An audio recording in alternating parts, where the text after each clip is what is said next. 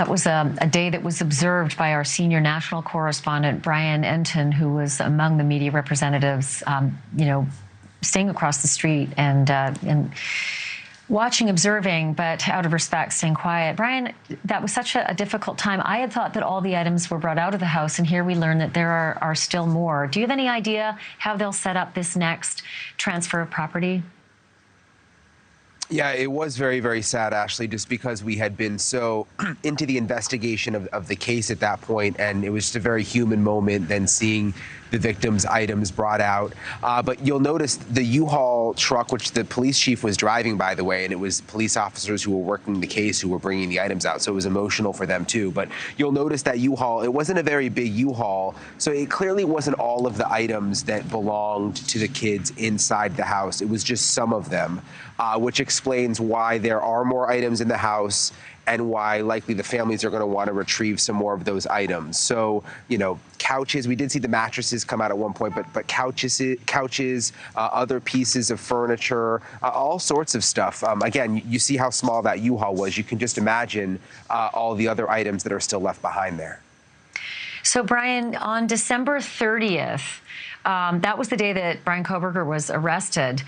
Within hours of his arrest, his public defender, Ann Taylor, put out a request to stop all remediation, all cleaning. And at that time, I remember us seeing these privacy curtains going up, and it looked as though they were going to empty out, big items, and then that immediately stopped. But there were big items that were still unloaded. What was the progression of that? And what happened with whatever was taken out of the house after the video we just showed?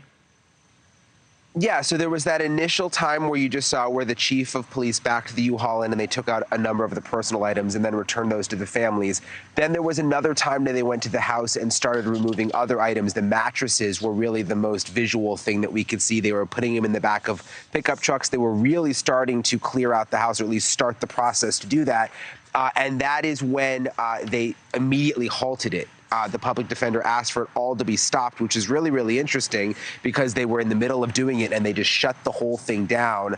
Exactly what was going on behind the scenes was still sort of unclear. It appears perhaps the public defender wanted an opportunity to really look through the house before things were moved around too much. But all of that stuff, before they could get it out, was left inside, which again explains why they now have to go through this process now and remove all the additional items from the house. I can understand that. I want to end our discussion just with an answer that the university gave us when we asked if this is officially no longer a crime scene, because we have not had that announcement made by the police that it was it a crime scene and has the title transferred. And they kind of gave us a half answer, Brian. Do you have the letter in front of you, the executive director of communications? Yeah, I have the quote here, and essentially they said that it is no longer a crime scene, but basically said the house has been fully transferred to the university, and we are able to proceed with our plans to demolish at this point. All parties are aware of our intentions to demolish the building as quickly as possible. And obviously you read the letter, so we know the families received that letter, but it is officially no longer a crime scene. You see it's boarded up. There's still a security car outside, but it fully belongs to the university now. They've said they want to destroy it by the end of the semester, and it seems that that's really like imminent at this point.